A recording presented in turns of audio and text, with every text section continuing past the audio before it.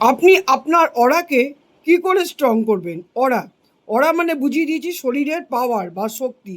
আমাদের শরীরের সাইডে যে আমাদের শক্তিটা থাকে ওটাকে অরা বলে। সেটাই যদি নষ্ট হয়ে যায় তখন মানুষ বিছানায় একদম পড়ে যায়, অরা যদি নষ্ট হয়ে যায়। তাই জন্য প্রথমে কি করবেন, আপনার কোনো দোষ লাগবে না, কোনো নেগেটিভ খারাপ কোনো দোষ লাগবে না।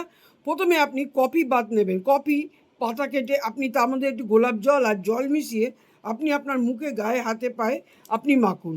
তারপরে আপনি নেবেন হচ্ছে ওই যেটা হচ্ছে সন্ধক লবণ, যেটা বলে গোলাপি যেই নুনটা, সেটা আপনি তারপরে ওটা দিয়ে আপনি আপনার অল্প অল্প করে নিয়ে আপনি আপনার শরীরে মাখুন। মাখার পরে কি করবেন, পাতি লেবু রস করে রাখবেন। সেই রসটা দিয়ে আপনি আপনার মুখে অল্প করে স্নানের আগেই সারা গায়েটায় মাখবেন। আর কি করবেন, এরপরে বালতিতে আগেই অল্প একটু গঙ্গা জল ফেলে দেবেন, জল ভর্তি করে। এবার সেই জলটা দিয়ে আপনি স্নান করবেন। কীবার করবেন? শনিবার করবেন। এটা করতে হবে 5-6 মাস।